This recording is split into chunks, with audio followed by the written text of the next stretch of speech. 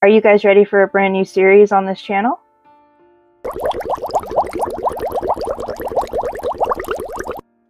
Hi, and welcome to Shelby's Crafty Books and Games. Here for all your bookish videos with a crafting or gaming twist. In today's video, I'll be starting a new series on this channel. I call it How Close Is. The series will consist of going over a book and seeing how close it is to its movie or TV adaptation. For the first episode, I'll be going over The Christmas Carol by Charles Dickens, and seeing how close it is to my favorite adaptation, The Muppet Christmas Carol from 1992. As I do, I'll be drawing a picture based off the book. Let's get started. The original story. Marley was dead to begin with. The story talks about how Ebenezer Scrooge is a cold, harsh man.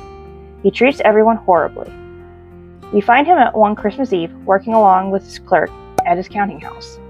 Strangely enough, the clerk, Bob Cratchit, is not named until he reappears during the Ghost of Christmas Presents segment. As the two work, Scrooge's young nephew Fred walks in. He asks his uncle to join him for Christmas, but Scrooge says no with his iconic line, "Bah, humbug." His nephew leaves, and two men arrive. They ask Scrooge if he would like to donate money to the less fortunate. He says no, and that the homeless should die, they have better do it, and decrease the surplus population. The two men leave. Next, a boy comes singing Christmas songs. Scrooge scares him off. Later, as Scrooge begins to end the day, he brings up that Bob would want to have the next day off, Christmas. Scrooge complains, but allows Bob to take the day off. After dinner at a tavern, Scrooge goes home. He sees the face of his old business partner Marley in the place of his door knocker. Then he goes up to sit by the fire. That's when he is visited by the ghost of Marley. After scaring Scrooge by unwrapping his jaw, making it unhinge, he says how he created the chains around him through misdeeds. "I made them link by link." Marley tells Scrooge he will be visited by three spirits, the first arriving at 1 a.m. The two walk to the window, and Scrooge sees tons more ghosts flying around the street. Marley says they are doomed to walk the earth, witnessing injustice, but having no way to stop it. He then departs. Ghost of Christmas Past arrives. The ghost is described as follows: like a child, yet not like a child, but an old man, viewed through some supernatural medium, which gave him the appearance of having receded from view, being diminished to child proportions. It also had long white hair, long muscular arms and legs, wore a white toga, and held a candle extinguisher. The ghost takes Scrooge to his childhood school, where it's shown he is often left alone during Christmas holidays. It then goes forward a few years to show a young girl telling him he can finally come home. The spirit remarks how this is Scrooge's sister. Scrooge says she passed and left behind a son, Fred. It seems both his father and headmaster treated Scrooge terribly during this scene. The next is shown when Scrooge is an apprentice to a man named Fuzzywig. The man has Scrooge and another apprentice close shop to get ready for their Christmas party. The group have a fun time, and the spirit brings up how Scrooge had such a happy time and looked up to Fuzzywig. Next is shown Scrooge with a young woman. She says how he has changed, no longer loving her and others, but money. She then leaves him. Scrooge asks the spirit to stop, but it shows one more vision. The woman, Belle, now in a loving marriage with another, and with many children, as if it was saying, "This could have been you, Scrooge." Scrooge is left sobbing as the ghost of Christmas Past leaves. Next, the ghost of Christmas Present appears. It fills Scrooge's living area with all kinds of Christmas foods. The ghost itself is described as follows. It was clothed in one simple robe, or mantle, bordered with white fur. Its garment hung so loosely on the figure that it as disdained as to be warded or concealed by artifice. This ghost is also very big, with a swordless scabbard and a holy wreath on its head. The two walk to see Christmas Day. They first see tons of people getting their food for the event, all smiles and at times forgetting things. Next, the two go to Cratchit's house. There, Scrooge sees Bob's family, poorly living but happy together. Then Bob arrives with Tiny Tim, a young, sickly boy. The family eat dinner. Then around the fire, Bob toasts to Scrooge. Miss Cratchit voices her hatred towards Bob's employer. The room goes silent for a while. Scrooge asks the spirit if Tiny Tim will live. The ghost says, "I see a vacant seat in the poor chimney corner, and a crutch without an owner." It then throws the comment of Scrooge said about homelessness earlier in the story into his face. This leaves the old man speechless. Next, the spirit quickly shows Scrooge how others spend Christmas, from the miners to the sailors at sea. Then the two see Scrooge's nephew Fred. He hosts some friends and family. They play games, and Scrooge finds himself caught up with them. He begs the spirit not to leave. Then the group talks about Scrooge, and Fred says he will continue to invite him, not wanting to give up on him. Scrooge and the spirit walk off, and Scrooge notices a hand peeking out of the spirit's robes. The spirit reveals two children under it, saying they are ignorance and want, and that Scrooge must watch out for them. The spirit of Christmas past leaves. The spirit of Christmas future arrives. It is described as follows. It was shrouded in a deep black garment, which concealed its head.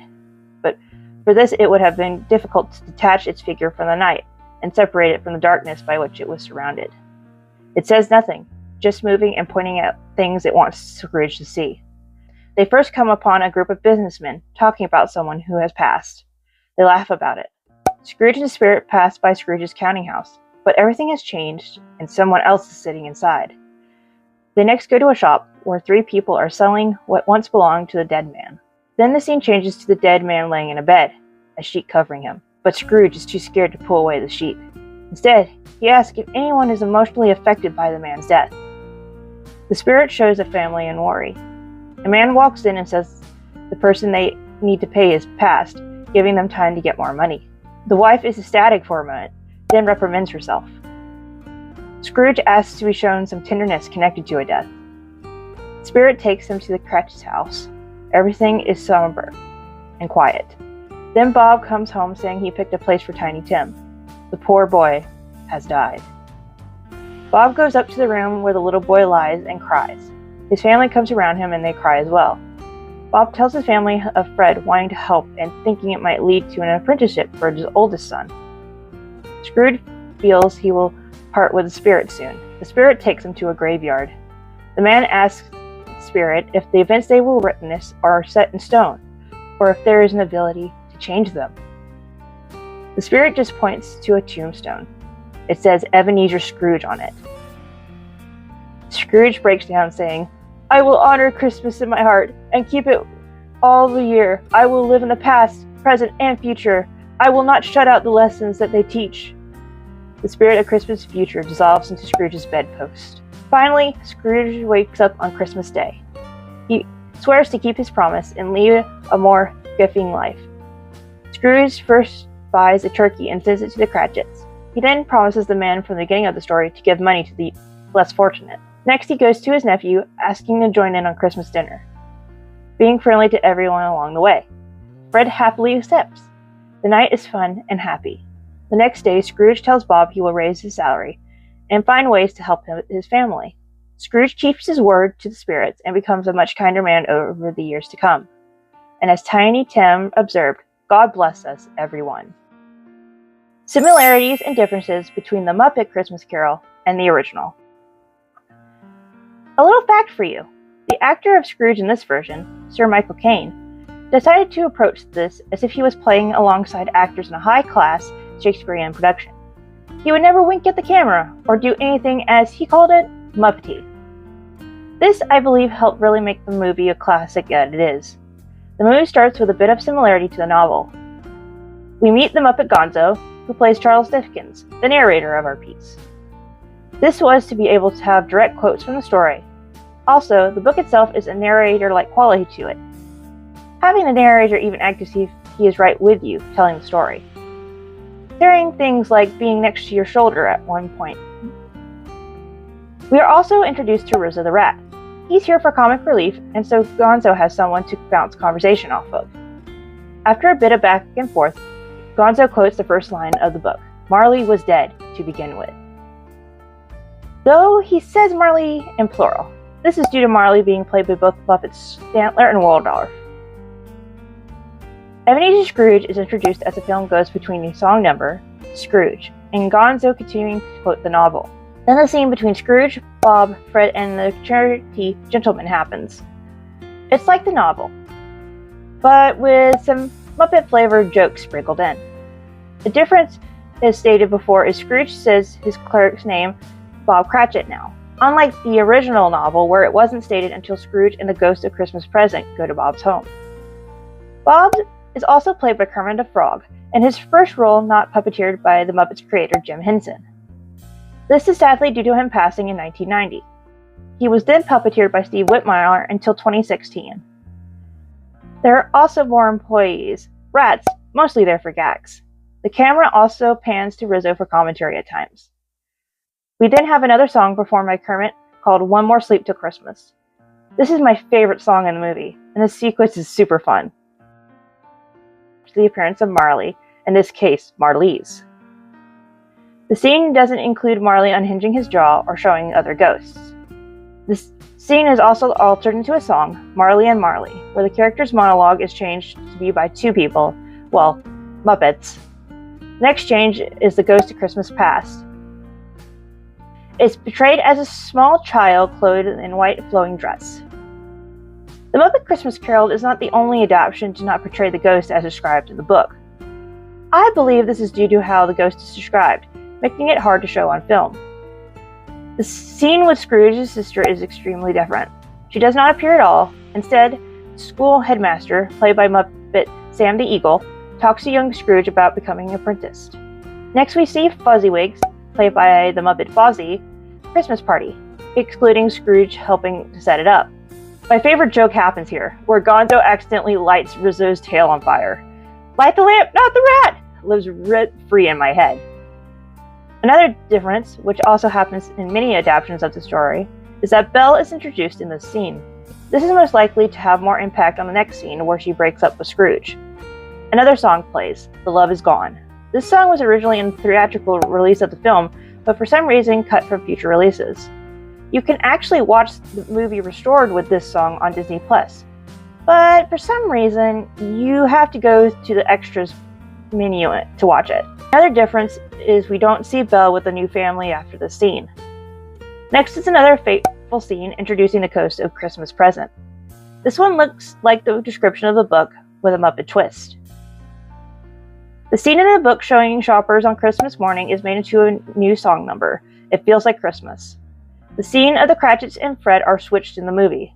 We see Fred first with his friends and family playing games. Then the scene showing the Cratchits family plays. Miss Cratchit is beautifully portrayed by Miss Piggy. The scene plays like the book with the song Bless Us All performed. After the spirit says Tiny Tim will not live if things don't change, he leaves. The movie leaves out Scrooge being shown how others like miners and sailors spend Christmas. It also leaves out the scene of the spirit showing Scrooge want and ignorance. The Ghost of Christmas Future arrives. It scared Gonzo and Rizzo, who decide to leave until the finale of the film. This leads to the most serious and similar scenes in the movie. The ghost is portrayed like the novel, cloaked in darkness and not speaking. There is also no musical numbers. The scene of the businessman speaking, the people selling Scrooge's belongings, and the aftermath of Tiny Tim's death is shown. There is not a scene of Scrooge seeing the couple happy he is dead, and there is not shown a dead figure covered in a bed. Him finding his name on the tombstone is, though. The finale happens in a song number, A Thankful Heart. The differences shown in this scene is Scrooge briefly meeting with not only his nephew Fred, Fuzziwig, and Scrooge's headmaster as well. Another difference is Scrooge goes and talks to Bob on Christmas Day instead of meeting him at their work in the following. The movie ends with everybody having Christmas dinner at Bob's Cratchit's house. Conclusion.